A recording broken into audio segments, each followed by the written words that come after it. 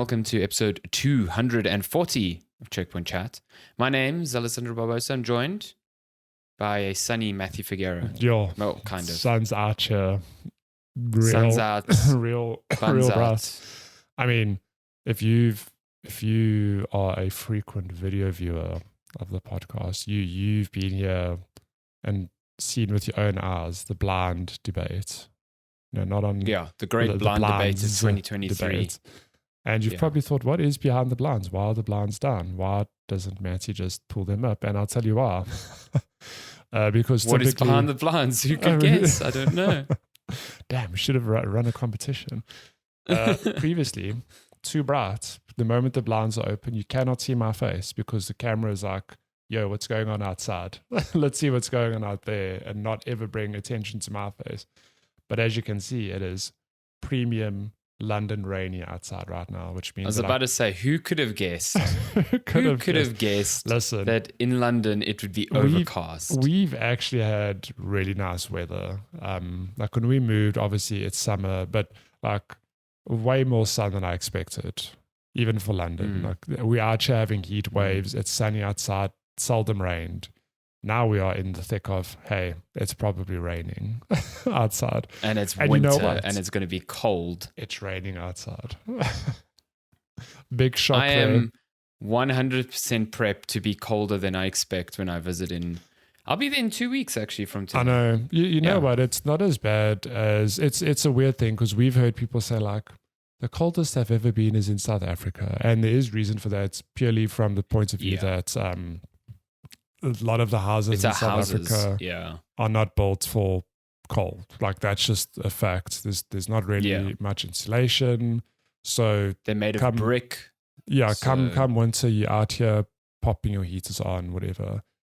I can tell you now, it's cold outside, don't get me wrong, but you seldom feel it because you're either walking or you're like getting onto public transport and you at a place. I mean, you're watching the video feed. I'm wearing a short sleeve shirt because I have my heating on just a little bit, just to bring up the temperature of the room. It's a toasty 23 degrees and it is delightful. It's cold out there, not in here. I do hope you don't have to experience what happened last year in the UK and most of Europe was because of the whole Ukraine war at the time, like gas prices skyrocketed.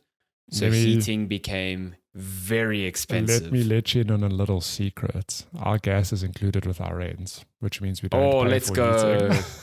Let's go. We just out here blazing it up. We're like, oh, really? Top tier. I would be fucking putting that on. Yeah, completely. Does it? So when we were in Italy, there were, a lot of the hotels are very similar to what you're describing. In that, like, you walk in and immediately it's like warm. You just like shed layers. But there were like, there were the temperature controls in the room.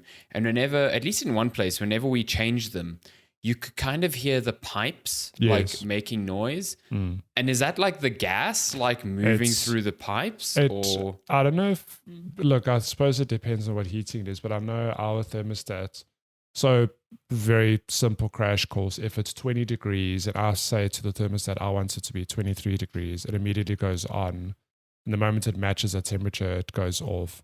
I can hear it when it goes on and when it goes off. But I don't know if that's not necessarily the piping or anything. I think it's the thermostat itself just clicking like, hey, I'm on or hey, I'm off. But if you do listen carefully, well, not you, sorry, like if you were here physically and you went and you crouched next to our little radiator here, you can if you go full Big Boss from Metal Gear Solid and you go like on the ground and you listen to the heater, you can subtly hear the gas coming through.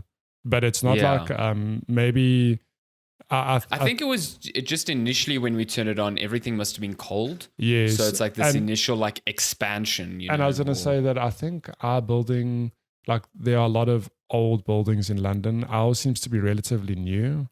So I don't know if maybe there's like no creaking, for example. Maybe the pipes aren't old, that sort of thing. So we don't really hear that. But I can definitely hear when the thermostat goes on and off. But that's the thermostat, not the actual. Your radiator there is doing like the reverse of what your PC does. It's it kind of is doing the same thing. It's just expelling heat, but you're like hoping that it expels heat, whereas in your PC, you're hoping that it removes heat. Yeah. From the water. It was a few weeks ago. I was playing a Cocoon of all games, which is not a very demanding game, but my little PC was running very warm. I was like, oh, that's actually quite nice because it was a bit chilly. I could feel like the heat coming from it. I had my it's probably just the temperature difference. You're just like, ooh, that's toasty. It was quite toasty.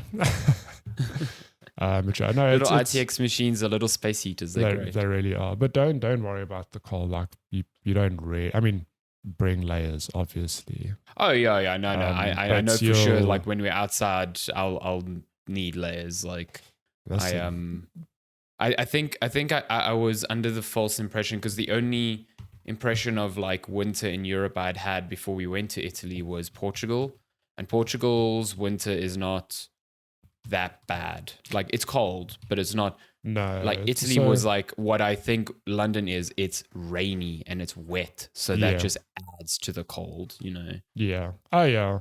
I was in London in November once for a was it Far Cry?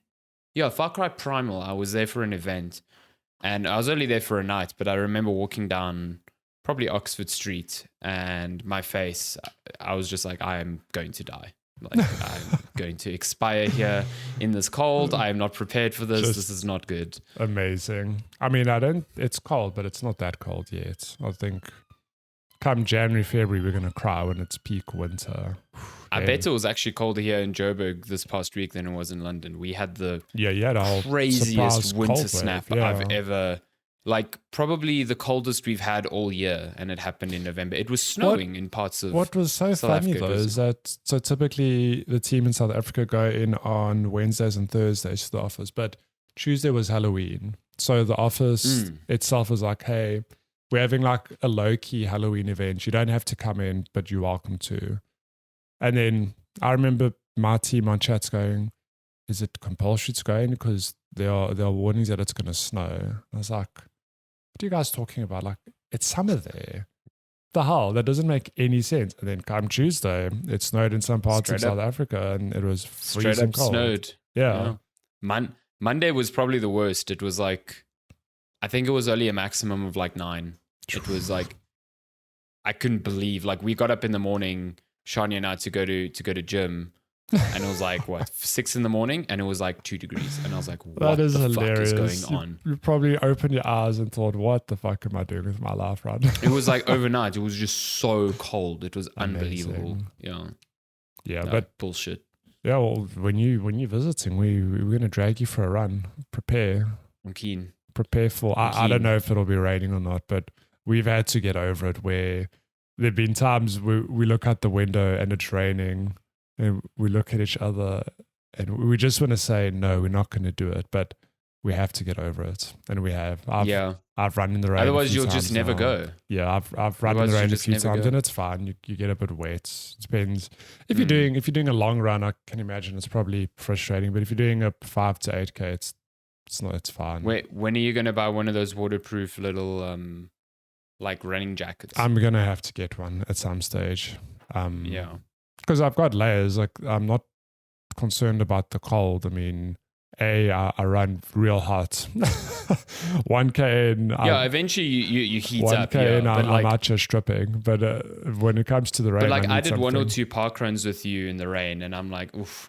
It's actually when you end that you're not happy because you're just like cold, sopping wet at that point. Yeah, and that's like prime opportunity for you to get super ill because your body's just like the body temperature's dropping rapidly and it's wet. So yeah, not great. One day.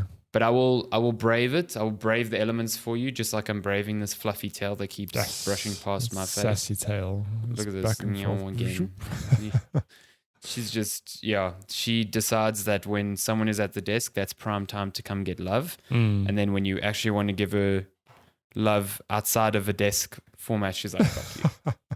Actually, stay away from me. It is funny when I talk to my mom on the phone, Lupin always sits on her lap and I can hear him purring through the phone. And really? That's so cute. And I remember when I had him, if I was on the phone, it was also this weird thing where he would insist on attention. Yeah. And it's the most inopportune moments that they come for attention. I didn't attention. get it. I gave him all the attention all the time, but when I was on the phone, he would make a point of sitting on the bed and looking up at me and just staring like, hey, I'm here. Yeah, with Abby, we call her Business Abby because she only comes when we're busy working at home. And we feel like she's trying to contribute to our... Nice. She's trying to... show me... work her keep, essentially. Show me the sales numbers, Gary. Yeah, exactly. We need to get her a little laptop so she can actually contribute to this household. Oh, please do it. They do exist. There are little laptops. I know. I've seen them on Instagram. They're very, very cute.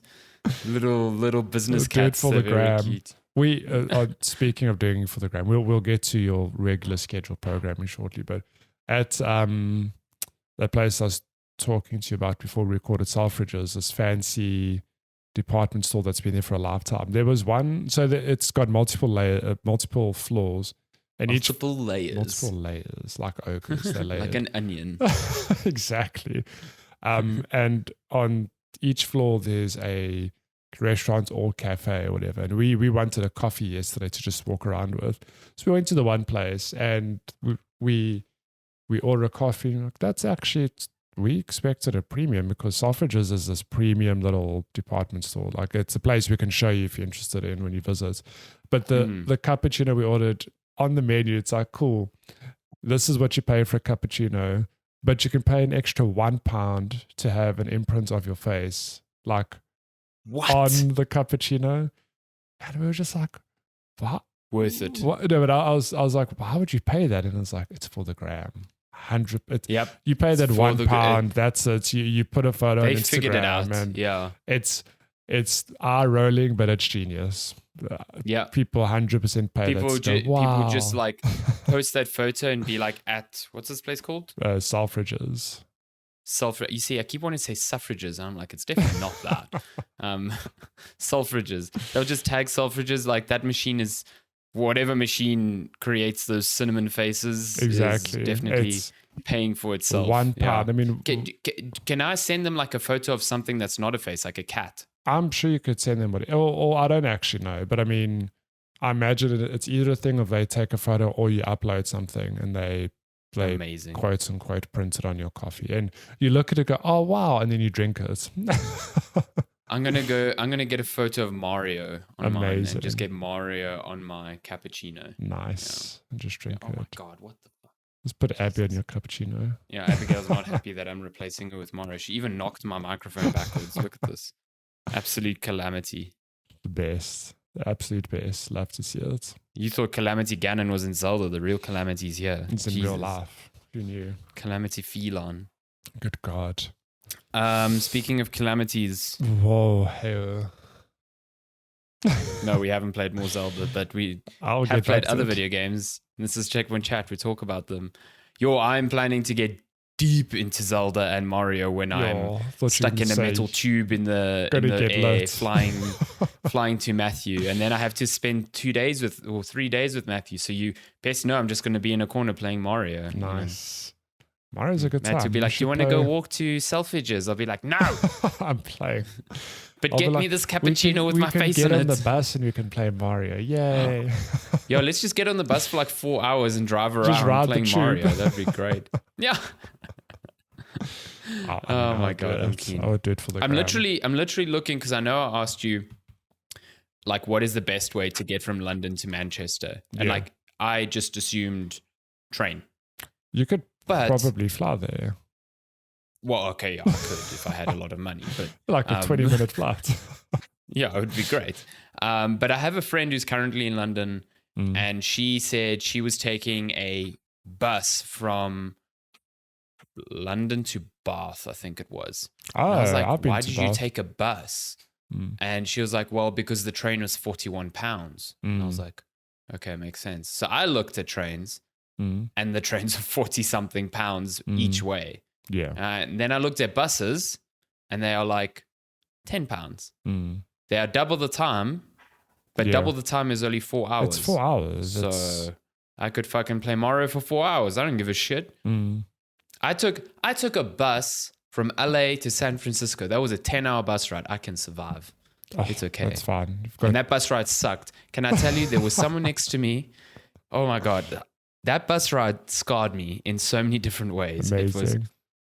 So there was, if I can't recall, did you ever meet, he came to E3 with us once, Greg. No. Mm-mm. No, Not the okay, E3 I Darren was met at. him. Yeah, Darren probably met. And I think it was the year after you and I went. Probably. He was on the bus with me, but I think this was the bus the year prior because I'd taken the bus before. And then I was like, listen, it's a crap trip, but it's the cheapest way to get between these two places because flying is really, really expensive. Yeah. So firstly, it was like a heat wave. So at one point, I woke up from like a nap. Well, I got stirred from a nap because this absolute unit of a gentleman, must have been 2 meters tall, was so fucking fed up with the heat in this bus that he just stood up and unlatched the emergency exit from the ceiling and just fucking yanked that thing open while the bus was moving at God knows how fast. And this obviously triggered like the bus driver to immediately stop because this was like you can't just open a latch like that while we're moving. Also, it's the emergency exit. It was a shit show. And then after that, we stopped at a gas station and there was a Popeyes. And I just went in to get some water and whatever because I was literally expiring in the sun, like could not deal with it. And the lady, I can't remember if she was directly next to me or like in the same aisle, just like across the aisle. But she bought a whole box, like gigantic box of Popeyes, like chicken tenders. Like must have been one of the biggest boxes they offered there. I don't know. It's America. And for the next like fucking 2 hours, all I could hear and smell was crunchy chicken. And I was just like, I hate this. I hate that's everything like about why this even talk experience. about games? Let's just tell stories because I've got a story about our train to Ipswich literally 2 weeks ago. Oh, let's go. I'm ready. I'm ready to hear this. So on our train, you depending on, part of this carriage, you can get tables. And it's literally like you face people that you sit over. So it was quite an empty train on this particular trip. So Lenska and I sat, we had our own table, but right next to us was a lady at her own table. And I don't know where she got the chicken, but she had it like in a lunchbox. Oh, no. Always chicken. Always chicken, but 100% chicken wings. We could just hear her eating the whole trip. She was just like licking her fingers. You're like, no, man. No, come on. But my favorite, we're going to go full circle, talking about the gram. Okay, she wasn't Instagramming, but it was hilarious because... was she Instagramming her fingers? No, just because on one hand, she had like long nails, but she was on her phone the whole trip with one hand and then eating chicken with the other. I was like, that is a talent. A disgusting talent. How do you use your phone with one hand with nails like that? Because you just go tuk tuk tuk because your nails are just like hitting the screen. While eating chicken wings with the other, noisily going...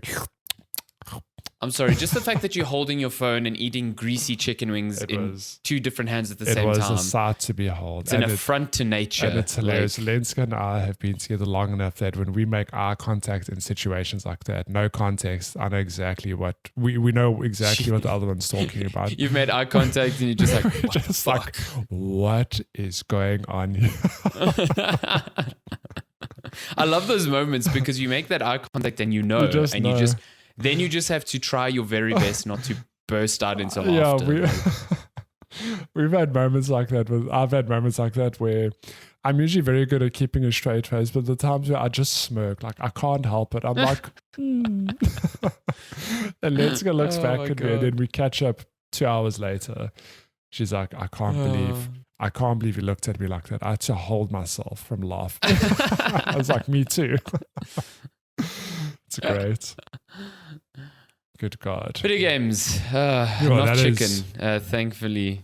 That's a record intro, let me tell you. Good times. Now let's rush through games. Yes. Well, I mean, it helps that we are still playing games. Like I'm still getting back into Spider-Man. I'm still debating whether, or not whether or not, but which platform to get Alan Wake on. I can't wait to play Alan Wake. I've read so many posts and whatever being like, I'm trying to find like people who are playing on hardware similar to me and being, seeing if I can use path tracing. And it seems like I can. Like if I limit this thing to 30 frames per second, I could get path tracing in on that. And that already is a better experience in console. So yeah, in my head, I think PC is the way, even if it is and I don't say it in a negative way. I think Alan Wake is fine as a 30 FPS experience. But I mean, you're halving them frames, making it quote unquote less demanding, thus meaning you can put on some bells and whistles. So well, to be fair, I think Digital Foundry, when they did their initial PlayStation 5 comparison to PC, they were using like a 3070 as a sort of benchmark, which is what you have. Yeah. And like because what they do is they look at the settings on PC side by side to what they see on PS5 and try and derive like equivalent settings so you can get the console settings, quote unquote, on PC. And like when they applied those settings to a 3070 and then the PS5, the 3070 definitely ran better. So like you could definitely find a bit more even on a 3070. Yeah, game looks real good. The point being, like, neither of us have started that, but we are going to get to that. At some stage in our lives. But last week I was speaking about Ghostrunner 2. I had not finished Ghostrunner 2. I had actually only played maybe about a third of it. I then pretty much finished Ghostrunner 2 like on that day after the recording. Just went off and just played the heck out of it. Yeah, I was just like... Yeah. Amazing. So, yeah, my review's up on GameSpot now. I think it's a good game. I think it's a really good game when it's focusing on continuing or delivering the same stuff that made especially the first game so like loved. And I think it very much loses its way when it's trying to be a bigger AAA type experience or trying new ideas that like absolutely don't work. So yeah, what I mean is, for the most part, you're playing these very linear levels. You're just moving from one platforming section to one combat section and, keep that going for over and over. And that sort of cadence, that sort of design is really, really fun because I think the platforming is sublime. The parkour, like first-person action, is really good. The tools they give you, the puzzles they present to you are just really fun to engage with. Like very early on, you get this like shuriken that can be used to disable switches, or it can be used on certain surfaces to create like a grapple point. So you get these sections where it's like you're wall running and you have to jump and you have to shuriken to a next wall and then grapple to it quickly to wall run immediately. And then you have to shuriken like a switch to turn on a fan so that when you jump off that wall, like you hit that fan. Like these little micro decisions that you have to make very quickly are just very fun and rewarding. There's a few other abilities, like one where you can leave a clone of yourself in place, and then you go invisible, and another where you've got like a sort of like a Jedi force push, and in each of the levels those are introduced, there are very cool puzzles for each. Like they definitely theme the level around you getting that ability and kind of showing you the different ways it can be used. But then I feel like the levels after that don't really use them that much anymore. The shuriken is definitely the one you'll end up using the most. Okay. Yeah. So that's a bit disappointing, but they do allow you to do some cool things in combat, like stealthing up can really let you get around a big enemy and take him out very quickly, or like, as most of these combat encounters, they take place over very precarious ledges, so having a little force push is very useful if someone gets close to that ledge. Where things start to go a bit wrong is about halfway through. You leave the main area of the game called Dharma Tower, which is like this. Most of the game, all of the first game, all of the first game and most of this game take place in this tower where like all of humanity is kind of settled. There's been this like calamity that's happened early on in history, and basically the outside world is basically inhabitable. So this is the first time you get to see the outside. You get a motorbike and you go through this like really cool like set piece sequence where you're escaping from the tower and like literally riding on the side of the tower down to the ground. It's very cool. Yeah. The problem there is that you are then thrust into about 2 or 3 levels where it turns into a pseudo open world game. You've got the motorbike, and you can kind of move in whatever direction you want in this like sort of small hub world. Yeah. And then you're given like 3 or 4 objectives to complete that then can then be completed in any order. Yeah. Problem is this world is like extremely dead. Yeah. So you're just riding around it and going from one marker to the other. And because of how open it is, everything feels a little less focused. Like it doesn't feel as bespoke or fine-tuned when you're moving between these areas, especially when it comes to platforming. So those sections are not that great. They also last forever. The one level is the longest by far at an hour, where most stages prior to that are maybe half an hour. Okay. So yeah, I just really don't think those moments work at all. And it's clear that it's like this sort of ambition, like, okay, we're going to move away from this linear structure to try and get something more big and expansive, and it just kind of doesn't work, I don't think. There are certain moments that are cool, like when you're driving on a highway and there's like a laser bridge in front of you. You have to do this thing where you launch off your bike forward and let the bike run through the lasers, and then you grapple back towards your bike to get back on it, which is like, it feels really good. Like it always feels good. And there's also a boss fight in this open world that takes place while you're using your bike that is just incredible. The scale of it is unbelievable. It's really, really fun. I don't want to talk about it because if people still want to play this game, it was a big like, oh my God, am I really going to have to fight that thing moment? It was really cool. The same can be said for a lot of the boss fights in the game itself. You fight these antagonists called the Ashura. There are like 4 of them. Yeah. You fight the first one in the very first level. It's a terrible boss fight that sets a bad precedent for what are like really, really good ones that come later. I think, you do most of them near the end of the game, but they're all like big skill checks on your understanding of both movement and combat. Yeah. And I think they're very good because they're very challenging, but they're also not frustrating because they've got like checkpointing within the boss fight itself. So if you get a guy down to like half health and you die, you're not going to start from the beginning again if you take a hit, which is especially important considering you die in a single hit, you know what I mean? So I just think they're really, really cool boss fights that really test your abilities in interesting ways. So yeah, overall, I like Ghostrunner. I think Ghostrunner 2 is very good. I think, it could have been a bit more focused, but I'm not going to fault them for at least trying something new. It didn't work out. Like it's a pity that it didn't work out, but at the very least, most of the game is still the same sort of like platforming and action from the first game, and that stuff is really good. It's I mean, I haven't played the game, so obviously what is my opinion counts, but I do think, like you touched on, of like it's good of them to try evolve the formula, but I think it's very difficult to make an open world platformer a thing, if that makes sense. Like I think the closest or the best example that comes to mind is Bowser's Fury. It's not like a fully open world Mario game, but it is that sort of idea of you can go anywhere. And the trade-off there is that it's a big open world, I guess, but it's like got little hubs with levels within this open world. It's like they nailed it there, but it was on such a small scale as well. I mean, that game you can finish in like 2-3 hours, and it's kind of experimental.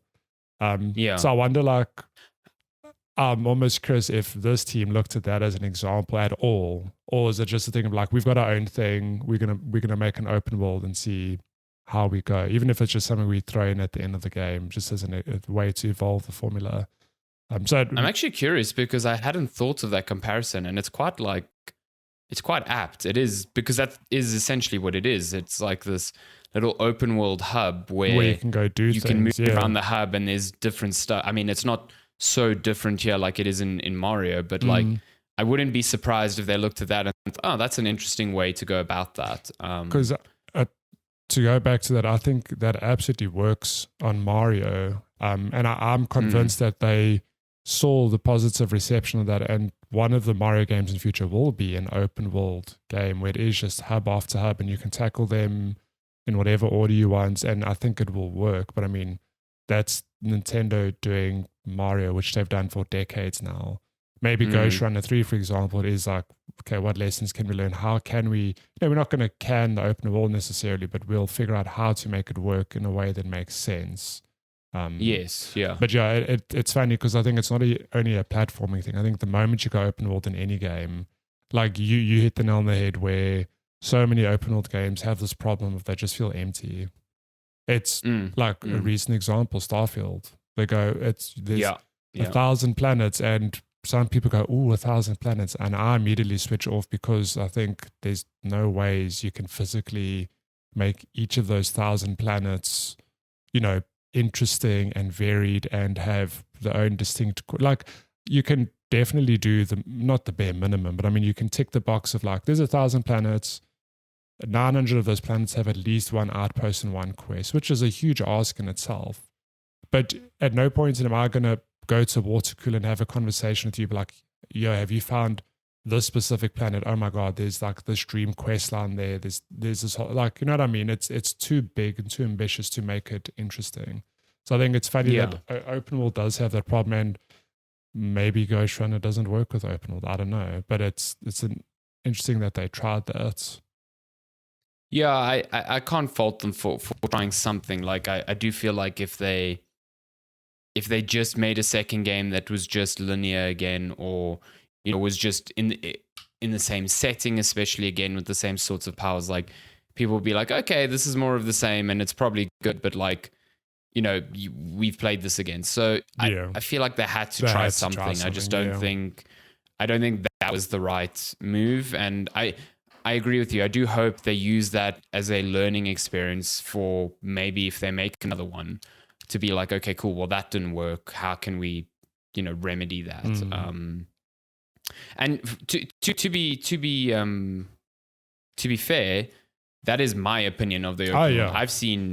I've seen reviews, like I think IGN gave it a 9 where they did not have that problem with that section. So like subjectively, there's a lot of people that may have a completely conflicting opinion with mine when it comes to those sections. So it really depends on how it's received. I just didn't vibe with them at all. As soon as I was in that section, I immediately craved being back in the tower and just being on this like focused path, because I think Ghostrunner works best when the pace is really high. So when you're on a path where you can see each new step and you're just executing those, it feels a lot better than when you're in this semi-open world that cohesively doesn't let you get that same pace going again, And I think that's a problem Mario's definitely solved, but that takes a lot of very careful design. It's not something that you can just be like, cool, well, these mechanics work. They'll work in an open world. It's absolutely not the case. Yeah. Cool. But yeah, that's Ghostrunner 2. Still good. I still think you would really like it. I definitely enjoy it. I have no doubts about that. Yeah. Yeah. Cool. What have you been up to? Oh my God, what is going on here? So I've played a little bit more of Mario Wonder. I've probably played an extra hour and a half, so I can't really talk too much about it. I've started Warcraft Rumble, which came out, I think, yesterday. It's just Blizzard's new mobile game, but I've literally played the first 15 minutes, so I'll talk about that more next week when I've sunk my teeth into it. But I have definitely played more Spider-Man. I was saying to you before we started recording that I'm now, I think, like 9 to 10 hours in. I have acquired the Venom suit, and don't take my time as an indication of you only get it 10 hours in. I mean, I've done a fair bit of side stuff. And I mean, coincidentally, I got it about 9 hours in as well. So yeah, I don't know. Maybe I mean, did you mainline the whole thing, or did you've spent time swinging around? I was doing some sides. I mean, I wasn't clearing everything I could before moving on to the next story mission, but like I wasn't going from one story mission to the next. Yeah, it's more thing of fair. if there's a story mission on the other side of the map, like I'll tick anything I could along the way. Yeah. That's basically how I do it. But if like I come out of a story mission and the next one is like literally next to me, I'll be like, well, okay, yeah, cool, I'm just gonna go straight there. I really like this game. I think it's such an interesting thing because going into it, it wasn't just you and me going, it looks like more Spider-Man, which isn't a bad thing. Like when we say more Spider-Man, we're not going like, oh, like Spider-Man 1. Like, it's the Ghostrunner problem again. What a chore. Like, oh, it's more a thing of like, I wonder what they'll do to make the game different. To make it feel special again. And to be fair, it still feels very much like a Spider-Man game, but there are these little sprinkles of things they've done that just make it funner to play. Like we've spoken, I mean, if you're a regular listener, you'll know we spoke about it in our early impressions where, for example, there's a wingsuit now, which I think you said it best, where like the reason it works is because it's an additive experience. It's not this new mechanic, doesn't remove from the actual swing. It's just a new mechanic that's there that supplements what is already a fun way to traverse New York City. So like, just that in itself, swinging around feels better than ever. Like I love getting, I haven't fast traveled once just because getting around is like, it's such a weird thing because you think surely you get bored at some point, but you just don't. It feels really good to swing around, to string together this parkour and then pepper in this new wingsuit to, you're up in the air, you wingsuit, you come down, you swing. And it's interesting because like I'm always blown away where I think of games like just take OG Spider-Man where you've got a skill tree, okay, and then you max it out and you think, well, what do they do for the sequel? Like you can't do the God of War thing. You go, oh no, Peter lost his powers. He's got to find them again because that's like an old trope. That's just silly. But it's like that you keep most of your core abilities, but they add new things. Like not even just the wingsuit. There's, for example, a new thing you can unlock where if you dive and you hold swing, you'll literally like loop around a building and launch off. Oh yes, yeah. It's just things like that I think are so clever and keep the game feeling fresh. And then just on the story itself, this huge scope of you playing as both Peter and Miles across this huge narrative. Like I've really been enjoying the story. I think you can flaw the open world of Spider-Man all you want, but I don't think you can really flaw this original story they're covering where it treads familiar territory, but it like subverts expectations every time. Like they play on relationships you expect in different ways. And like I won't get into details for spoiler reasons, but like in this game, Harry's back and how he fits into the lives of Peter and Mary Jane is just such an interesting thing I didn't expect, like how things have played out. And I'm very interested to see, where do they go with the story? Like, I don't know. I can't say, oh, well, in the comic book or the movie, Harry dies, for example. Like, maybe he dies in this game, but I don't know what to expect. I'm interested to see R.I.P. R.I.P.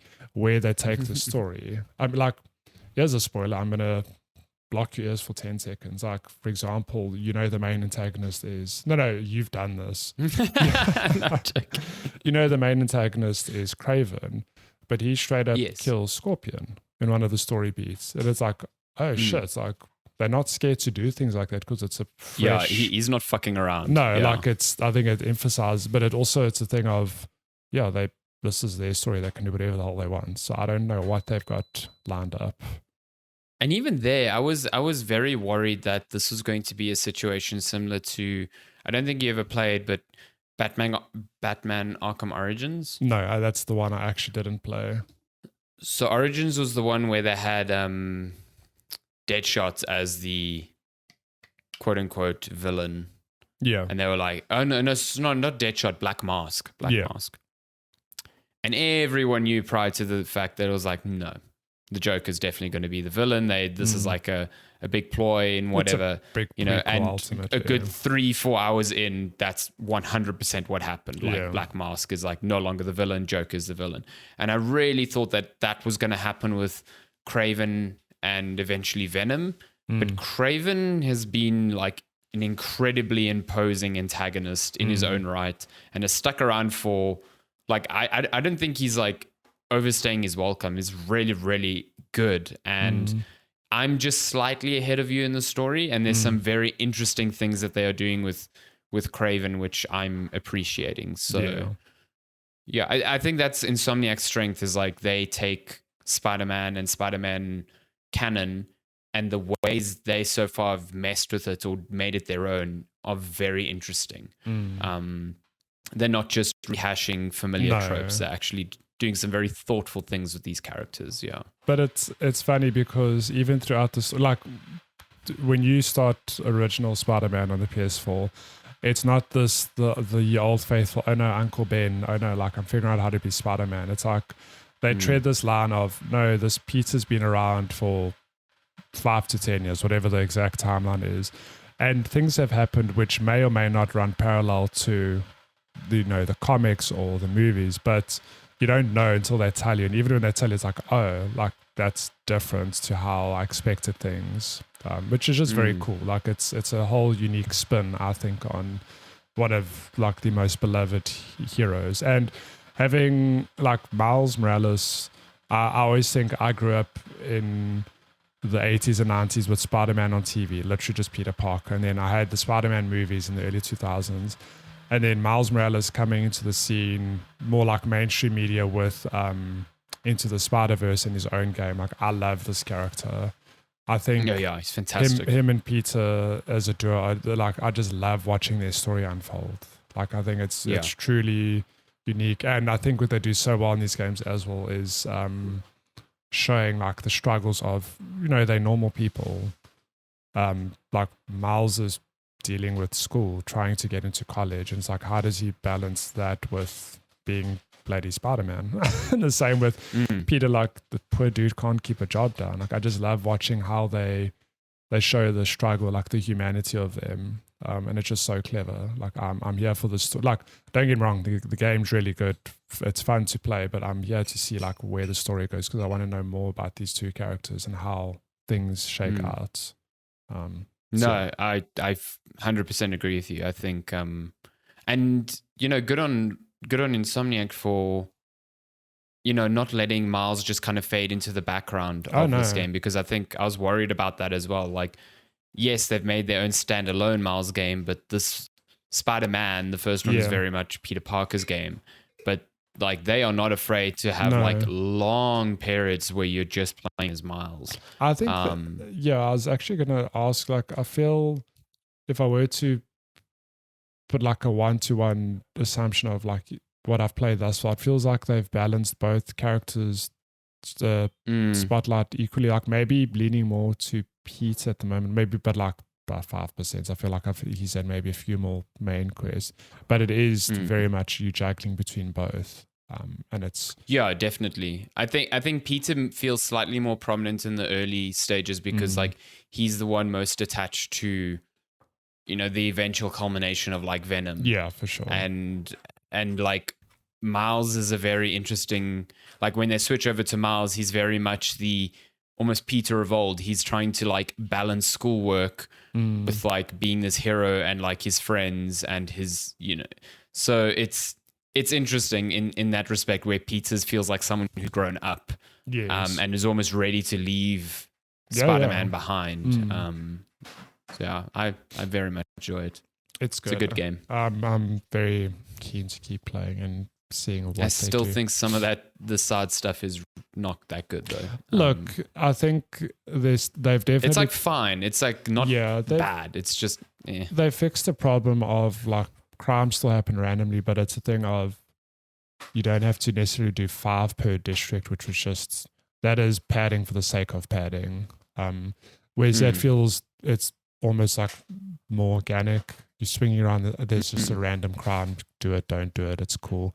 And it feels. Have you played some of those Mysterio levels though? Yeah, those are like. Those are bad. Very gamey. Here's like a time trial thing. But kill these enemies without taking damage. And it's like, okay. I'm like, yes, challenge accepted. Yeah. No, but I think in terms of like the actual side content, it's there. I mean, I know as I play the game, there's going to be more stuff popping up over the map, but at the moment it feels almost more reined in, where in the original Spider-Man, it was you think the first act's like, oh, there's these crimes, like, and then second act's like, oh no, there's Mr. Negative's hideouts, and there's Fisk's hideouts, and then in the third act's like, oh no, now there's these prisoner hideouts on route, and it's like, oh my god, it's the same thing with a different skin. Like, I haven't felt that sort of fatigue. It feels like whatever you're doing, it's different. Yeah, the world at least doesn't feel like it's trying to kill you half the time. Like I distinctly remember Jeff saying that's where he kind of like, he didn't lose Spider-Man, but it got annoying for him was in the first one where Sable comes in and then every fucking rooftop there's someone launching a rocket at you, and it's like, this is stupid. Like, I just enjoyed swinging through here. This is really silly. So I hope they don't do that again. I haven't seen any evidence of them doing that again. So they're bringing Sable back. Can we? I guess this kind of counts as a spoiler if you haven't started the game at all. But I think it happens in the first like 5 or 6 hours. There is like, if you don't want to listen, just don't listen for the next 5 minutes. There is a mission. You're playing as Miles. It's a story mission where you have to go and find Black Cat. Because Peter's worried that Craven's going after Black Cat. Yeah. And she steals this item from Doctor Strange's whatever. And she ends up teleporting around like everywhere and teleporting stuff in from other areas, like into the environment. That whole section was unbelievable. It was like, great, yeah. From a spectacle perspective, it was just insane how much was going on like around you. Like, I think there's one moment where you're swinging and she opens a portal right in front of you to like Antarctica, and you just kind of have to like glide through this portal and then glide out of it. And it's just like seamless. Like, oh, it was so cool. I really enjoyed that. That was like a Ratchet and Clank Rift Apart, but on steroids. Insomniac was like, we need to use this tech again at least I actually forgot that it's the same developer. Like, just bring over that tech. Yeah. They get the Ratchet and Clank team. They're like, hey, come check this shit out. For us? Thank you. Yeah, it was great. It was very cool. I thoroughly enjoyed that mission. Also like that this world exists and it leaves itself open to future games or things like the Avengers Tower Shredder player we've known from the first game, but this is a cute little nod like, oh, hey, Doctor Strange lives in this world as well. And I've seen there's also rumors of the Wolverine game, like, is it in the same universe? Like, it is been confirmed, universe.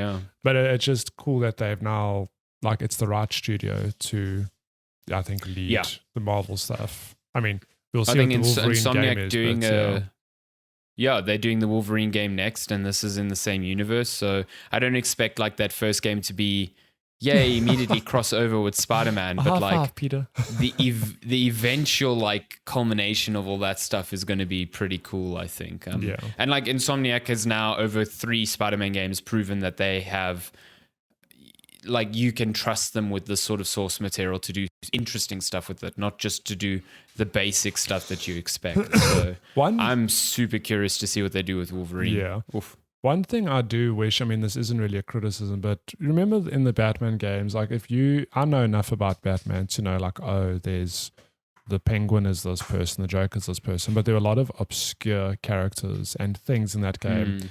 But you would get lore entries. It'd be like, oh, here's Calendar Man. When you did like Riddler trophies, this is his backstory. I kind of wish that Insomniac did that for this, because I'm sure there's so much stuff where, like, I know enough about Spider-Man to pick up, like, oh, Quentin Becker's Mysterio and, whatever.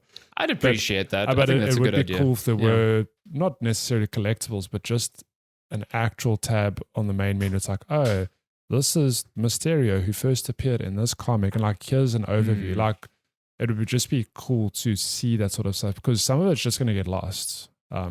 It's funny, they used to do that in the old Spider-Man games, and I distinctly remember, I don't recall if it was specifically for villains, but I remember one old one, I don't know if it was on like PlayStation 2 or 3, but you had a bunch of Spider-Man suits, and Stan Lee would narrate like where the suit like first originated from a comic perspective and why he had that suit and stuff. This game has so many suits. Some of them, too many. It's too many. Yeah. Some of them, I go, oh, that's clearly a reference to this, but I'd love to know, like, where's the suit from? Why is it? Because, for example, someone like Darren will go, oh my god, it's this suit from this comic or this arc, and that's cool. Like, I wish I wouldn't have the same reaction, but I'd love to read about it. Go, oh, this is from like his favorite suit currently Yeah. is the Superior Spider-Man suit. Like, if you have no context as to what that is, you actually lose out a bit on like Superior Spider-Man is when comics are weird, man. But Doc Ock and Peter swapped consciousness. Doc Ock became Spider-Man. Yeah. And it's like, if you don't know that suit makes no sense. Like, to you. You just, why is there that's a this cool fucking design. thing on his back? Like, why? And I agree with you. Just even a little text blurb would be really cool. Like, to just have there to explain that. So. Both Peter's and Miles suits that have capes are fantastic. Oh yeah, Chef's Kiss. They're very good. Why does Spider-Man not have very, a cape very good. ever by default? I do enjoy them. Oh, they're great. I really am a big fan of the way the Venom suit looks on Peter, because it looks organic and alive, and it's slimy, cool. And I like it. I do love that you get the suits for that main mission, and then when you're done, you can switch it to whatever the hell you want. Yeah, it's like you can just do your Venom powers in another that did suit. Cross my mind. I was like, when I'm Venom, do I have to keep the suit on? Like, nah, fam. Nah, they'd never make you do that. Wear whatever you want. Can. I think they have the Venom suit from Spider-Man 3, the movie, in there, so you can play as that. That's cool. Cool, but yeah, I'm having a great time with Spider-Man. I'm very keen to keep playing more of that. Yeah, me too. Gonna race towards the end there on that one. Nice.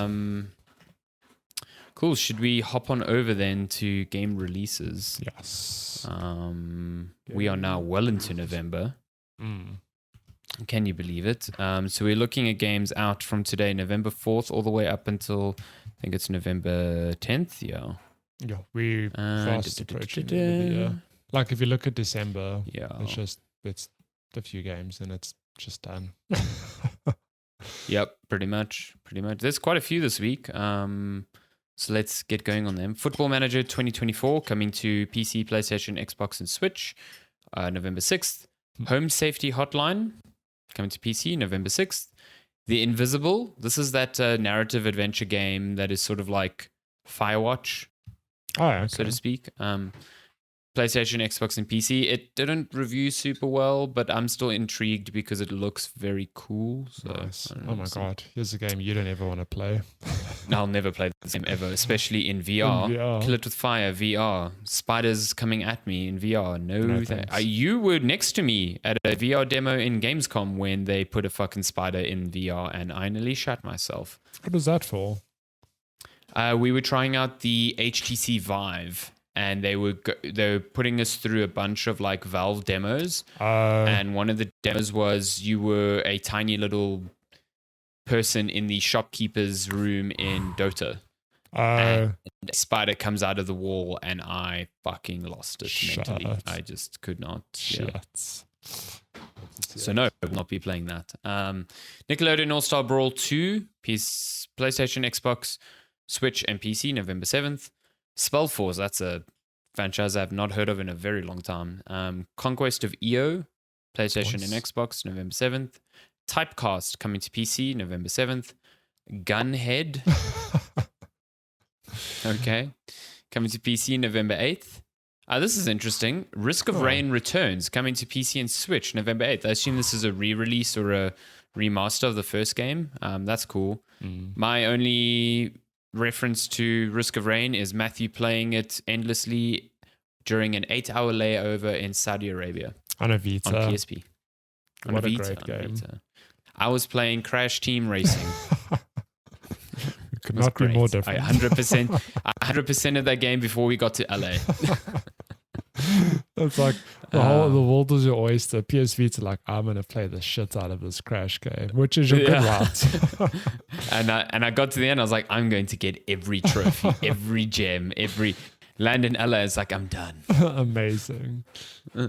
Then Risk of Rain 2, Survivors of the Void, Xbox, PlayStation, and Switch, November 8th. I assume this is like a DLC for the existing Risk of Rain 2.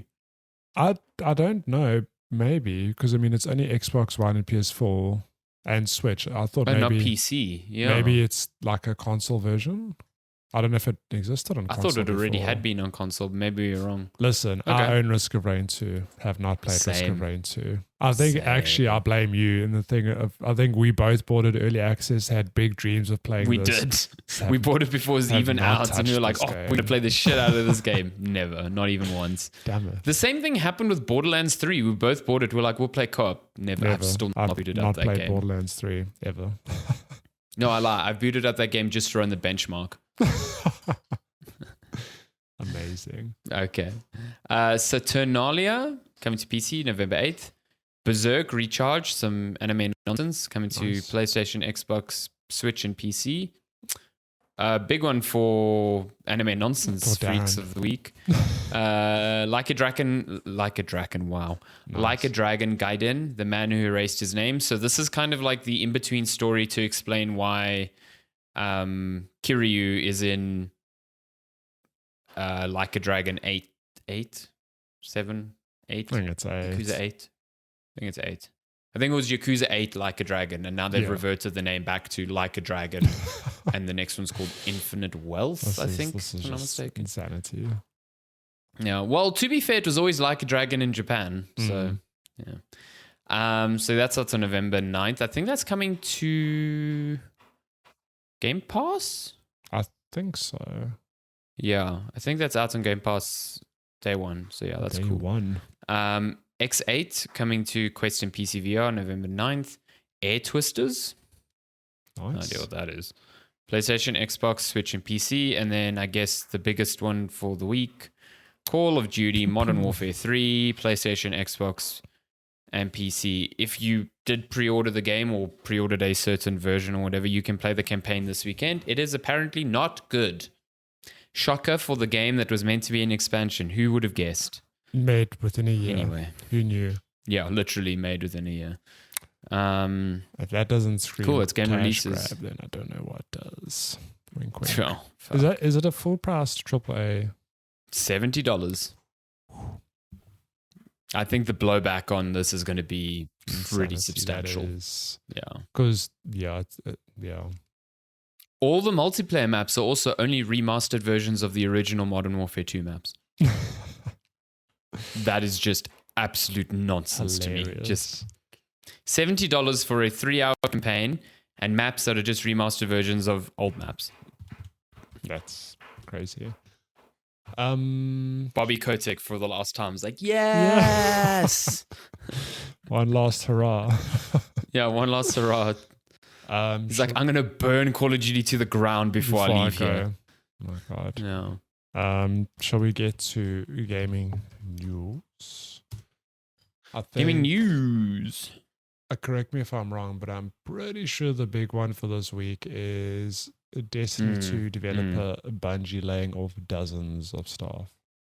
Absolutely. Which is an absolute shit show. But there is nuance to the story where, correct me if I'm wrong, I mean, I'm going to let you run with it, but I know my knee-jerk reaction is like, PlayStation, why would you do this? But it's come out that it's not PlayStation's decision necessarily. Yeah, not at all. So, it is 100% apparently a Bungie decision.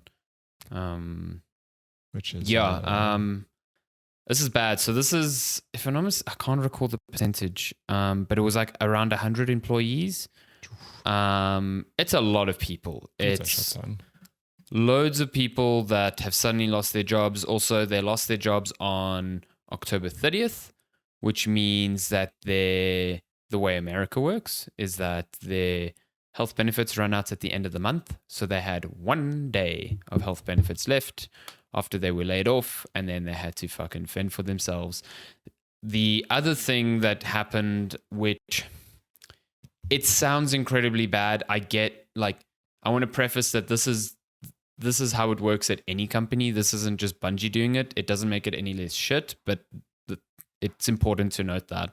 But when they were purchased by Sony, employees were given preferential shares in Sony, as a gift to be like, you helped us get to this point of acquisition, and now you can cash in the shares. But like all of those deals, those shares can only be sold after a certain period of time after the sale.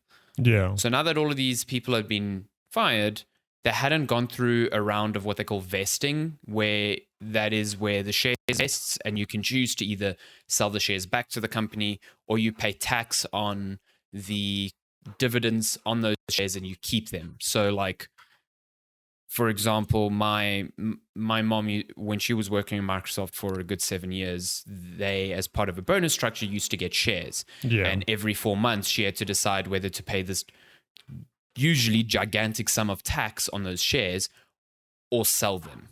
Yeah. And so that you have to go through one of those rounds for the shares to technically be in your name.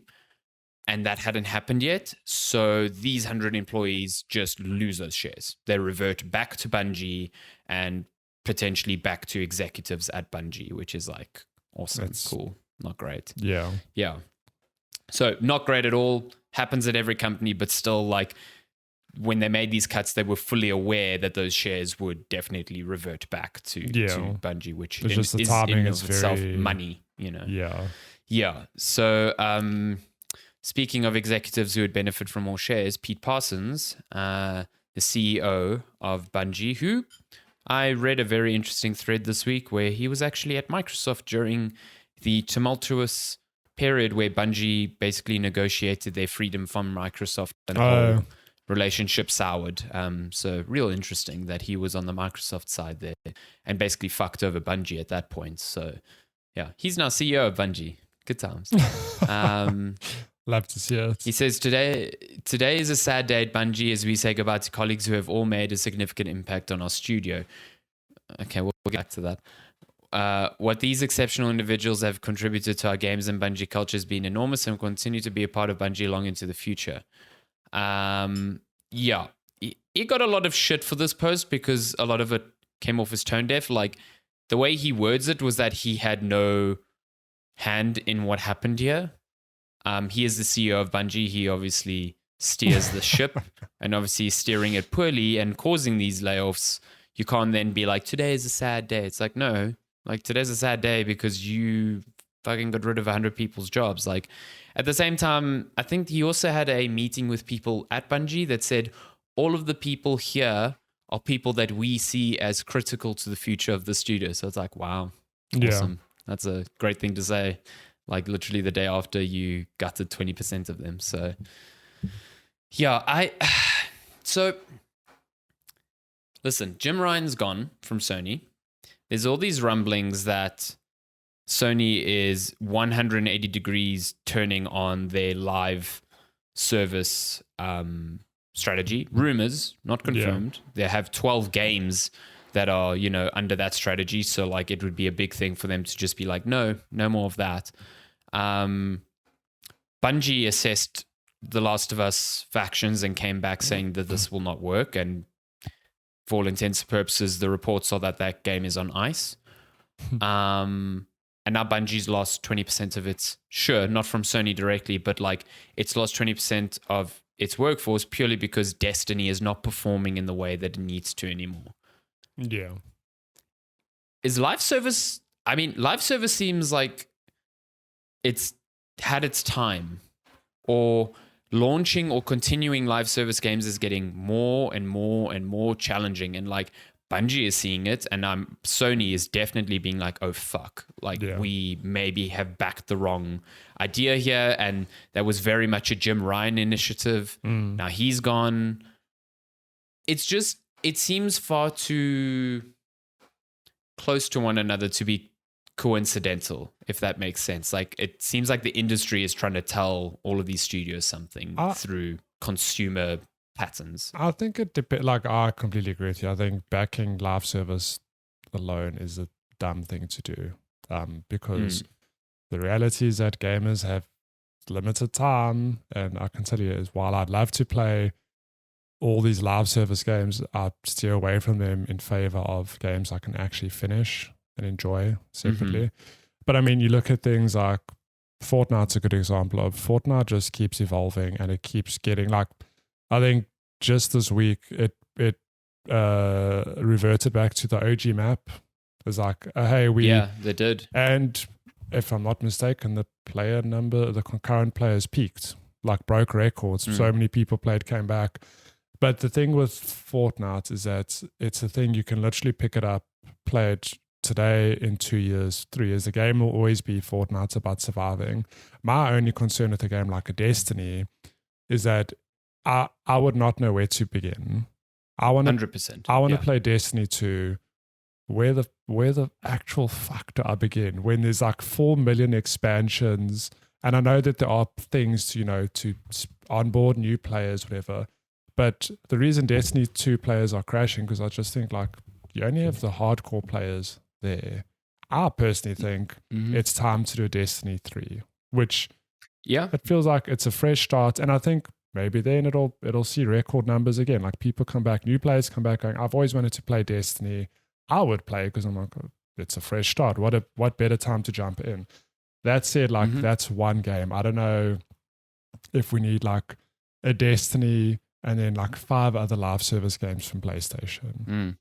So I think they need to be very careful. Like The Last of Us multiplayer, I mean, I don't know what it looked like, whatever, but maybe Bungie were like, hey, we're seeing Destiny not work out. You're following a very similar formula here. Like pull the plug now. It's too late. Like I don't know what happened behind closed doors, but it's just interesting, this live servicing, because when done right, it'll make money. Like Epic making huge bank on Fortnite, like month after month. But also in the same breath, Epic making huge bank also laid off laying off staff, 800 people, which makes no sense to me. No idea how that happens. I don't know. It's a weird thing. It's been a shit show in terms of like layoffs this year, because I think we are on the downward trend of the COVID pandemic as well, where the games industry experienced incredible growth during COVID, like, which made complete sense. People were at home, they had more disposable income for the sort of like entertainment side of the business. But now that, things have settled back into like normality and spending patterns have changed, there was a tweet going around where it's like the average expenditure, the average revenue of the games industry has now matched the levels prior to the pandemic. So, of course, all of these studios that were banking on that to never happen, for this to consistently be an upward trend, are like seeing themselves like it. And to base your company strategy 2 years ago off the idea that this will never go down is just the most naive nonsense. Like, it's almost like you have never experienced the ebb and flow of like even just basic financial markets. Yeah. Nothing ever goes up forever. It is just impossible. It does not work like that. So this is 100% down to people in charge making very bad calls very long ago that now have very real impacts for a lot of people who never had control of those decisions in the first place. They are just coming into work, doing the best job that they can, putting out good products. Bungie has put out good products. Epic has put out good products. That is not enough to stave off keeping your job nowadays, and that's just sad. Yeah, unfortunately. I mean, it's the same thing we saw a few years ago, like when MOBAs were all the rage. You had Dota, League of Legends. Yeah. Every bloody company tried making a MOBA, and you know how many of those MOBAs are still around today? Did you see what happened with the International this year? No, what happened? Did you know it had happened? Oh, no, yeah, it felt very low-key. I was actually quite surprised. It had the second lowest price pool in TI history. Only higher than the very first international tournament, which had no crowdfunding for the prize pool. That is where Dota is currently. That is insanity. God, I didn't realize it was that low. I think the total prize pool is like 4 million. But just still a lot. Don't get us wrong. But when the prize pools hit like nothing, staggering they were hitting numbers. 40 million 2 years ago. Yeah. But I mean, it's nothing. It's bad. It's the overall interest of that game is just plummeted. It's just not where it is anymore. So we could talk about this for hours, because it's also this thing of like, I do wonder. I mean, I love Dota. I've got obscene amounts of hours in Dota, but it's a thing of I haven't played it for too long now. Dota 2's been around it's impenetrable. For like a decade, if not longer. I'm like, is it not time for Dota 3? give it a fresh start. Maybe it'll have a resurgence. I don't know. It's a weird thing because then in the same breath, like Counter-Strike been around for a lifetime. CS:GO only a year or two ago hit peak numbers despite being around for, you know what I mean, like for years. It just had this huge resurgence of popularity. Now CS:GO 2 is out, but I think it had a lot of plays, but I've read somewhere that the player number has dipped because people are going. Yeah, a lot of people aren't happy with it. People are going, it's missing features. It's still very rough. Like we'll come back in a year or two when it's been fixed. So like, I also don't think a CS:GO 2, like it's called Counter-Strike 2 in name, but there's nothing in there that has made it more different or approachable for new players. So like, it's literally supplanted the same market that it had and then pissed off a section of that and then just cut off like, you know, so. But you see, whereas I think you hit the nail on the head with regards to Destiny 3 and Fortnite and the differences between them. Like when there's a cool event in Fortnite or there's some cool ass skin or like you get involved for a few months and you like come join, like I can hop in and join and know exactly what's going on. And sure, it is just a battle royale. It is very, very different in complexity to a Destiny, but Destiny is a game I've played a lot of. Like I played a lot of the first one. I played tons of the second one, but I dropped off for 2 or 3 expansions and now I've tried to hop back in and it is incomprehensible. I do not know what is going on. I do not know where to start. So like, how does a new player start now? They don't. So what you end up having is just old players lapsing, like me, which like Darren, normal, and no new influx of players. No. So of course you're going to run into trouble. Like, yeah. I don't know. Anyways. Good luck to Bungie. They've delayed, reportedly, they haven't made it official, but they've delayed the next expansion for Destiny 2, which is a whole other can of worms because now the current season has to stretch over 7 seasons and that's just not going to go down well with people. And then on top of it, their new shooter Marathon, or their reboot, so to speak, has been pushed from 2024 till 2025. And apparently I saw some reports of some very expert Escape from Tarkov players coming in to play test the game because this is being designed as an extraction shooter, and they left not impressed at all. So yikes. Bungie's got a lot ahead of them. It's only like, damn, did we buy the wrong studio? Should have bought Nintendo instead. Remember when there was that whole thing of like, man, Activision really treated Bungie poorly? Yeah, it's just maybe. I don't know. We could talk about this for hours. There's a lot to discuss here, but this is news, so we're gonna fly through other stuff. I think. I mean, we spoke about that for a while, but is there anything particularly you want to jump to, or shall I just cherry pick? Yeah, just cherry pick. I think all of it's pretty much the same. Elden Ring DLC proceeding smoothly. Huzzah! This was announced. Was it at the Game Awards last year? Where was it? Yes, I think that's right. Or was it before then? I don't know. No, I don't think it was before then. I think it was at the Game Awards. I think it was the Game Awards. I don't know. Yeah. It says oh no, never mind. It just ends off saying we're expecting. Oh no, they just announced it randomly. They just fucking tweeted it. Okay. So, yeah, sorry, they just one day they were just like, oh, we're working on DLC, and I was like, my prediction for the Game Awards, they're gonna announce release dates for this, and it's 100%. Gonna be like February. It'll be real soon in the year. I cannot wait for this. Soon. You shut your mouth. It's coming February. I mean, you can say it all you want. I don't think it's that soon, but I do think it's next year. I think it's next year for sure. I have a feeling it's early next year, but I don't actually know. That's just me hoping. I'm very excited to I saw a YouTube video, like even just a preview of somebody playing Elden Ring this week, and I was like, oh man, I should play Elden Ring again. I have all the time in the world to go play Elden Ring. That game is so good. Like it is the game you can play so many times. No issue.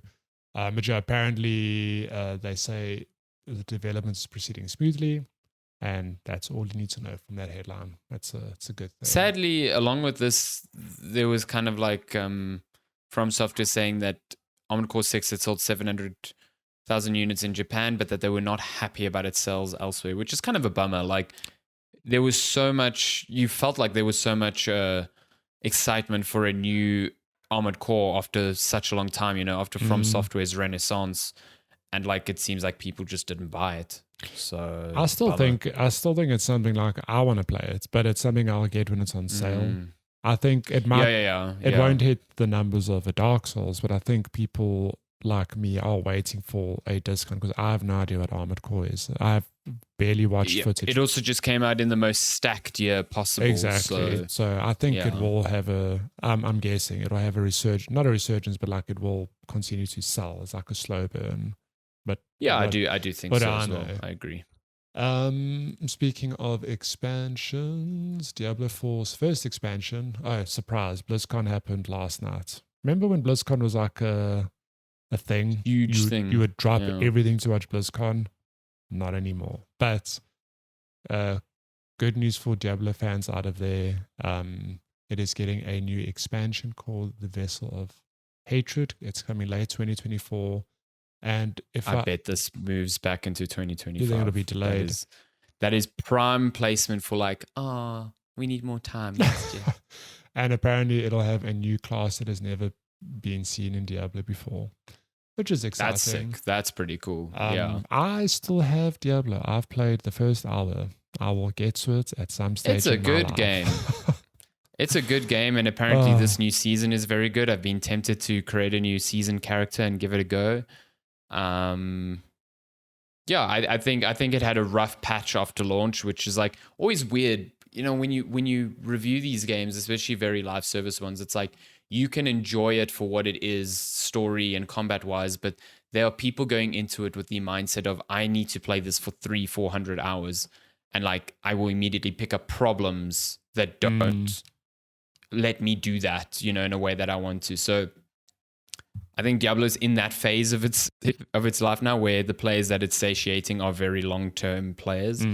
But I'm still keen to give it a go. I'm always keen for expansion because I think Diablo expansions are generally pretty good. Like Reaper of Souls is fantastic. Reaper of Souls was chef's kiss. That saved Diablo 3. Like honestly, 100%. So, and I don't think Diablo 4 is in that sort of like dire state at all. Yeah. So they don't need to have so much riding on it. So. Yeah, it's cool. It's going to the jungles of Torjan, which, if you recall, that was in Diablo 2's third act, I think. Nice. So that's cool that they're going back there. I'm keen. Yeah, I'm keen. I like the green on the logo. Yeah. I think that's neat. Real nice. Lies of P sequel confirmed as game director, teasers DLC. Bless you, Eurogamer. The subhead here, the Puppet Master speaks. It's too good. Good Lord. This is Lies of P, if you don't know, is it an indie or is it a double A? I don't actually know. Doesn't matter. It's definitely not indie. Yeah, I think the studio is owned by Tencent. Oh, is it a Tencent game? If you don't know, the Lies of P is, for all intents and purposes, a Souls-like that looks very much like a modern day sort of Bloodborne in terms of tone and theme, and it is really good. Reviewed well, people love it. It has sold 1 million copies as of a few weeks ago, whenever they announced it. Well, I'm wrong. Sorry. The developers are NeoWiz Games, and they self-published this. Oh, well, there you go. They're an online game publisher in South Korea, so definitely not Tencent. They have published several games, lots of games. So it's not their first one, but yeah, technically self-published. Lies of P. Another game like Diablo 4. I need to 2023, it's too stacked. There's just not enough time to play a lot of stuff. I really, really want to get to playing this, especially before it leaves like Game Pass. Because I'm going to see that notification one month being like, it's off in 2 weeks. And like I know. Yeah. I've got a speed So I really want to play it. I just need to find the time. It's cool that it's getting a sequel. Yeah. I'm glad that this hit well, because like making a Soulsborne is difficult. Many have tried. The shadow of FromSoft, and I think this is definitely the closest by far. Yeah, that has come to replicating that formula. So, I need to play this. Speaking of Bloodborne Kart has a release date. Hell yes. This is the Bloodborne 2 I've been waiting for. Is it? Oh my God, Cthulhu shells. Oh, love it. Eurogamer never change. Never so if you don't change. know, Bloodborne Kart is a fan-made spin-off, which is very much like a Mario Kart with a Bloodborne skin, but it's done as a retro PS1/PSX look and feel, like a demake. This has been kicking around for many years now. Like I've seen this, like correct me if I'm wrong, it does feel like it's been, made headlines way back when, like, oh, somebody's making a kart version of Bloodborne, and like now 2023 it's finally got a release date. Yeah, I'm keen to try it. This is expansive. It's got 12 races, 16 maps, and a full single player campaign with boss battles. Amazing. There's even a boss battle against Father Gascoigne. Nice. And in the trailer, he does the Akira slide on his motorbike. Oh, there's an actual trailer. It's not Fan from software. It's fan software. Bless this person. Oh my word, I have to play this. I love that this is styled like the old Crash Team Racing. It's That's too what good. absolutely gets me. You're gonna absolutely love this game. I'm gonna lose my mind to You're gonna this get game. all the trophies. We're gonna go. Did you just see my old the old dude? I can't even remember what his name is on the wheelchair. Look at him go. Gearman. Amazing. I have to play this. And the music is so good. It's like upbeat retro Bloodborne. It's so nonsense. Fantastic. Oh, Bless things bless. like that. Can't wait to see amygdala on a car. My goodness. Is the amygdala just running with all its legs? Just Probably. And then last piece of news, Gears of War creator Cliffy B says series needs a God of War style reboot. And also the quote in this okay, article. let me just get something off my chest. Cliff Bleszinski is so... He's just so annoying on social media around, like not in general. I think in general he's like totally fine. But just over this sort of stuff, he gets so mad when people ask him why he's not doing Gears of War. He's like, I've given my number to Microsoft many times. No one's contacted me. Stop asking me. And then he'll do shit like this. Be like you know what they need to do with Gears of War? They should do this. They've got my number. They should call me. It's like, of course people are going to fucking ask you then. Like, don't get mad at people for asking you if you give interviews like this. Yeah. Irritating. Anyway. I don't know. But sorry, what were you saying? No, I was going to say that... I was going to say, like, I have no affinity to Gears of War. Okay, that's a lie. Like, I've played the first game. I enjoyed it. But I mean... It's a good game. The franchise has been around since 360 days. It's been around a long time now. And I do worry that it's got the same problem where it's been the same for a long time. Yeah. And maybe it does need a reboot. It's like... I can tell you now, if there's a Gears of War 6, there are people like you, Alessandro, who'll be like, yes, Gears of War 6. But there are people like me who go... there's definitely going to be a Gears of War 6. Yeah, but there'll be people like me who go, like, I haven't played I know. It doesn't like, have the same... It's not a system seller like it used to be. No. I think it finds itself in a very similar place to Halo. Yes. Where Halo was the reason you bought a 360, like Gears of War was the reason you got a 360. It holds a very, very special place in my heart because it is I remember the day I got Gears of War and like played it. I had no idea what it was prior to that and just like blew me away. Just what a game. One of those like games that sears in your memory, like this is what gaming can be. And I think the franchise itself was pretty great on 360 and then just lost its way after, Epic kind of like Epic and Cliff Bleszinski stopped making it. I think 4 and 5 are totally fine games. I think they're good. I just don't think they are anything overly special. Like I enjoy playing them. I forget about them pretty quickly after the fact. That's unfortunate. That's just you getting old. Akin to God of War, I don't think he means like make it a sad story about a father and son. No, I think he's like get a brand new perspective on what this like world can be like. Because they're running into the Star Wars problem with Gears where they keep bringing back fucking Marcus Phoenix. Like, it's always about his family. It's always about the same lineage. It's always about this. Like, move away from that. You're talking about a massive war, like, that you could could explore in different ways. You could go to the other and side I think of the that's planet. what Cliff is thinking about, is Cliff Blazinski the correct person to do that? I don't know. No idea. But this is a sort of thing that would make me go, a Gears of War reboot. Maybe this is the time for me to jump into the franchise.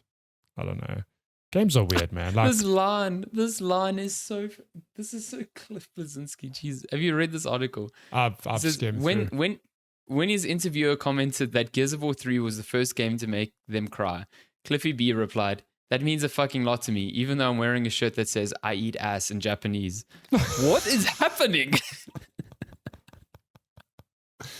Bless you, Cliff Blazinski. What the fuck? That's too good. Too good. What a great interview. Awesome. Love to see it. But I would love to see it. I don't think it's going to happen. I think Gears 6 is going to come out because they need to finish the story that they left off on Gears 5. I really hate that it's also just called Gears now. It really irritates me. But anyway. What a time to be alive. Yeah, well, there we go. That is gaming news for this week. That means we're moving on to questions. If you want to send us a question, you can email us, checkpointchatpodcast@gmail.com, or you can find us on social media at checkpointchat. What's on the docket? So we actually have some questions this week. Let me just pull them bless. up. Hallelujah. We should have a soundbite for this. I always put out a weekly thing on all platforms saying, hey, if you've got any questions. Dutch Matrix says, no, not really, but thanks for asking. I mean, fair. You're welcome. We do have a question on Twitter from Megs who asks, is this culture of get good?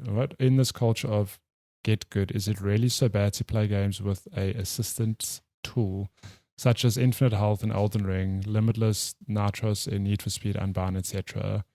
Does it change by the age of the person? Question mark. I don't know. So to answer the original question, I think we've touched on this before where there's this age-old debate of like Dark Souls games are impenetrable to newcomers. Like it's too difficult for some, like a Darren, for example, has tried many times and just said like, not for me. And there's an argument. I don't even think through lack of difficulty. I think he just doesn't like the vibe of those games. He just doesn't like to be it, but entirely like, honest, yeah. But there are people like Darren who go like, I really want to like this game, but it's too difficult. And there's this debate of like, well, if From Software put an easy mode, it fucks with the original vision of the game, and you can go on for days discussing that. However, there are games that have done difficulty and given players tools, and I think there's absolutely no problem with that. Yeah, agreed. Like one of my favorite examples is Hades of all games. Like it's a challenging roguelike, where there is light. Yeah. Is it a roguelite? I always get them mixed up. Roguelike means it's like the game Rogue, which almost 99% of roguelites aren't. So whatever, it's a rogue something. Okay. Yeah, listen, no one adheres to no that. One cares. The thing anyway, so who cares? But that game is very challenging in its own right. It's like it takes a while to come to grips with how the systems work, how the weapons work, and get enough. I can't remember what the currency is even, but enough currency to spec yourself up enough to finish the game the first time. But it does have a built-in system where if you want it to be easier, I can't remember quite how to activate it, but it's a thing of literally the more you die, the bigger your health pool becomes, or the less health enemies have. There's like a built-in system which makes it accessible for newcomers. Does it take away from my experience, me who wants to play on hard mode? No, not at all. And I think there's a more recent example. I just can't quite think of it. Maybe Celeste was really good at that. Yeah, sorry. Celeste is an old example of like Celeste in its raw form, very challenging. However, they were very upfront of like, you know what? If you don't want to struggle through this game, there's a whole menu of toggles. Everything from you can't die to you can slow the game down to like ludicrously low speeds, which makes the platforming way easier to see, and it's way similar to string together combos. Does that take away from my experience of the game? No, but it's interesting how particularly Dark Souls games, there's this mentality of I mean, we spoke about it a few weeks ago where Lies of Pete came out in news that one of the bosses got nerfed. 100% you'll get people going like, oh, I beat the game pre-nerf. I beat the boss before they were made easier. Like, good for you. Yeah. No one cares. Yeah. So I don't think. Yeah. I think I'm 100% with you. Like, I in full agreement. I think especially PC, people use things like trainers and cheat engines to like inject all sorts of things into games that don't even have these as like native options. Fucking do whatever you want to do. I like it. Literally does not impact my experience. No. It's not how I want to experience the game, and that's totally fine. Like, the way you want to experience the game is not the way I want to experience it, and we can have different ways to achieve that, and that's totally viable. I'm not going to look at you and be like, who the fuck cares if you look at someone and you're like, oh, you didn't complete this game. Like, grow up, like, honestly. That said, I do think that I've come around on this argument in a bit, like, where I used to think that no, From Software should absolutely put an easy mode or difficulty options in their games.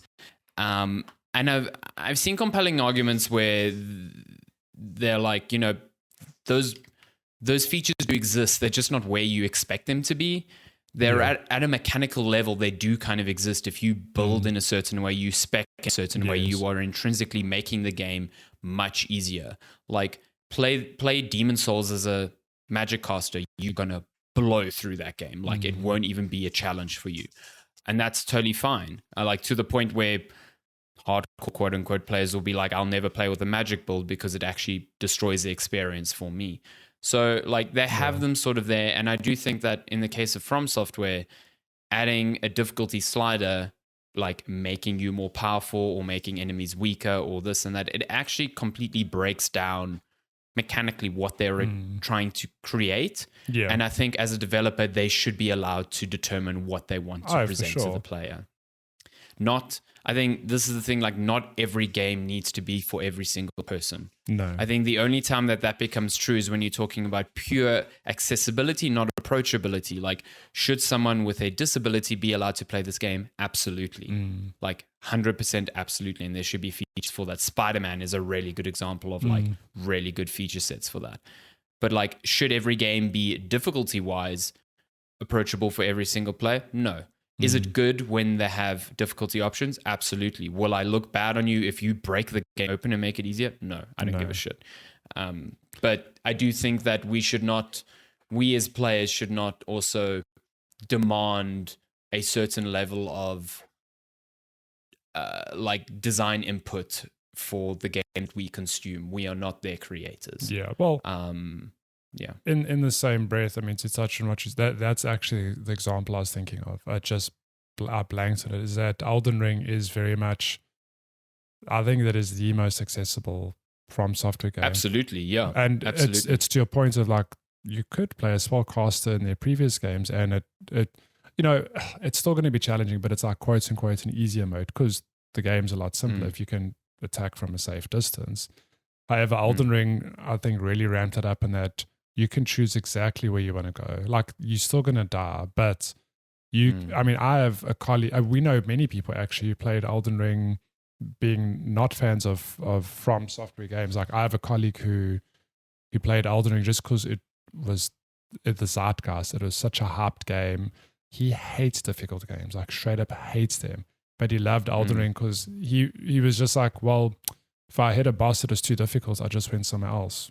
Then I got way overpowered, came back and like stomped the boss. And that's exactly what he did. So I think there's an argument to be made there of like, maybe it doesn't have to be an explicit difficulty slider, but some games can be designed in a way that it is flexible enough that, you might have to do a bit of reading or research, but you can definitely play the game 100%. So you just need to figure out how to do it and you'll enjoy it.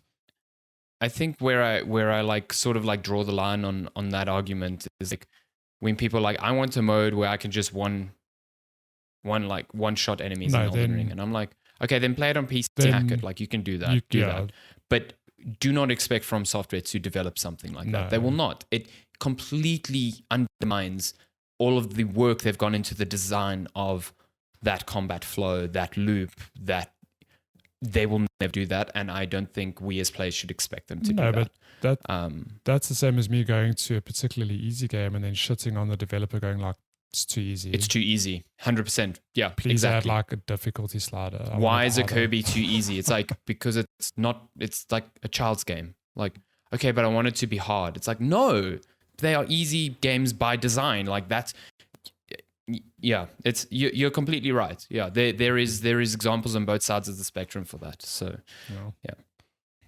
Well, there you go. Yes, we've got Alessandra ranting today. She's so mad. So mad. We have last question from Jared Bra on Instagram, who writes in and says, "Hey guys, hope you are well. What do you think is next from Sony, moving on from their games as a service direction under Jim Ryan?" Well, I think we've touched on this. Why does my camera do this? It's so annoying. I think it's becoming very bright outside. It's too bright behind me. We'll just do this. Time for the dumb blinds. I think we did touch on this, but so Jim Ryan's going.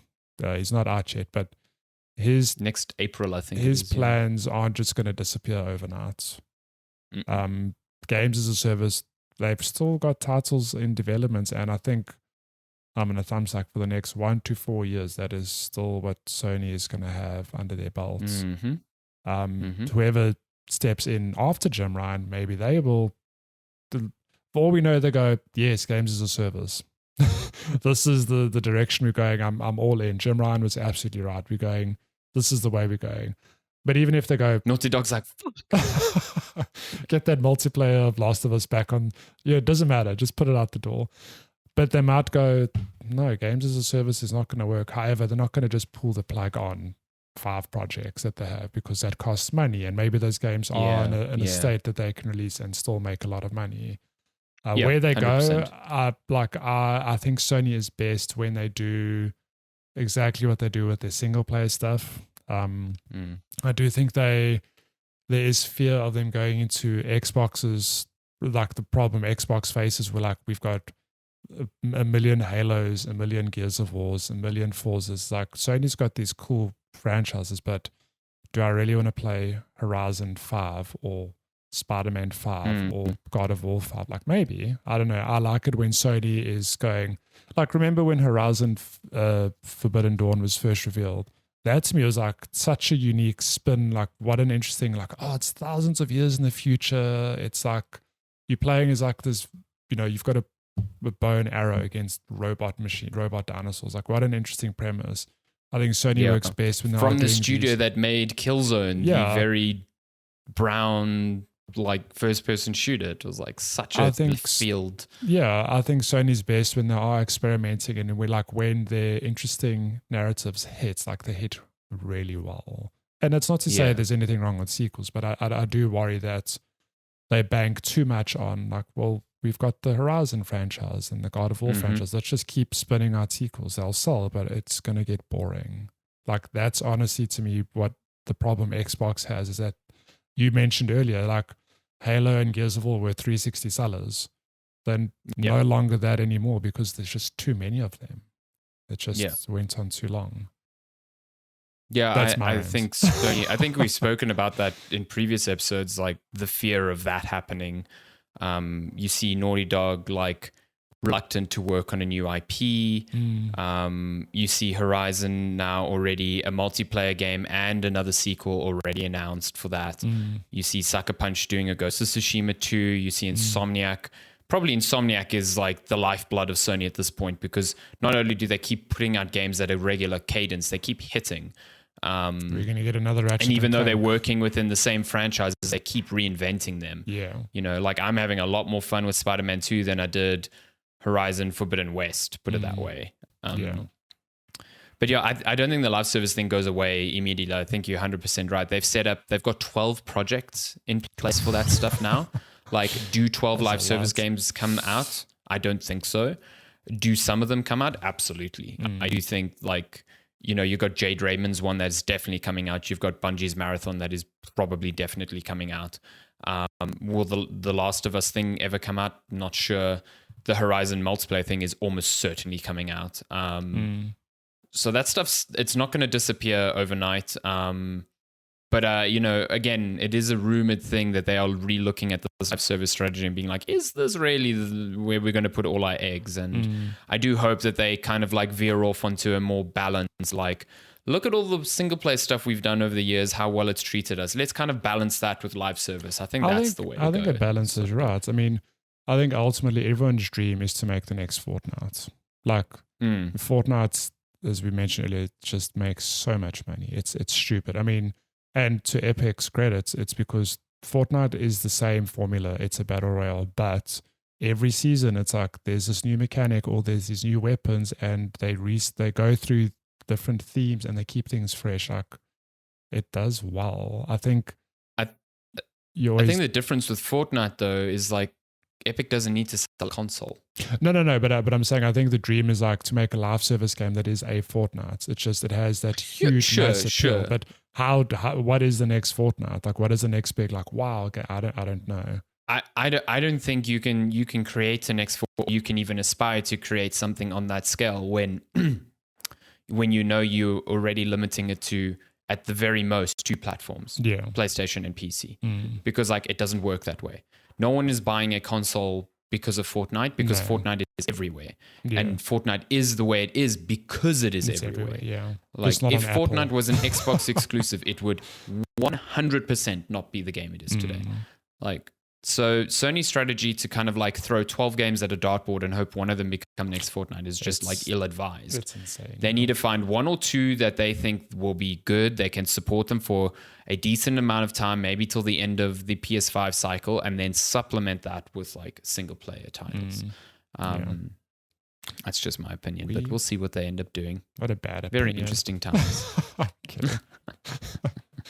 Yeah, well, get out of here. I think we can all agree that whatever Sony does doesn't matter. 2023, what an absolute year for gaming. It's just banger. Yeah. Zoom ended up. I wonder, is 2023? This is a concluding thought. Something to go home and ponder. Is 2023 the result of COVID, where so many things got pushed back, and like this is them coming out finally? Probably, yeah. I mean, I would wager a lot on that, yeah. It's not to say next year won't have. I mean, every year's always got good games, but man, I don't know when last we had. I don't think next year's going to be this packed. Yeah. No, this year is like it's just game after game after And it's game. wild. We're talking about an insane 2023, and Microsoft barely featured. Like Hi-Fi Rush is probably the only thing that really made an impact. Hey, there's Forza Motorsports. I mean, yeah, sure. I enjoyed Forza Motorsport. I liked it. But I'm kidding. You look back and you're like, wow, Starfield, hey, sure. That came out like 2 months ago. Damn. It is wild to me to think that... I genuinely do not hear anyone talking about Starfield. It's nuts. It's nuts how quickly that faded away. Yeah. And like even with all the trepidation, we're like, oh, you know, but it's a Bethesda game, you know, Skyrim, you know, Starfield's gonna, and then that game was just nowhere near what it needed to be. No, bummer. Maybe Hellblade 2 will be the system selling next year, and very also, hopeful that comes out next year. I know we say this every year, but maybe next year's the year Microsoft, all those acquisitions finally pay off. I feel like we've said this for 3 years now, but maybe next year. I just said Silksong, so I was on a very different train of thought to you there, but Silksong. Maybe a good year. It'll be a good year. Elden Ring DLC, let's go. Joe, can you imagine we get that and Silksong in the same year? Same day. Oh my God. Can you imagine? Incredible.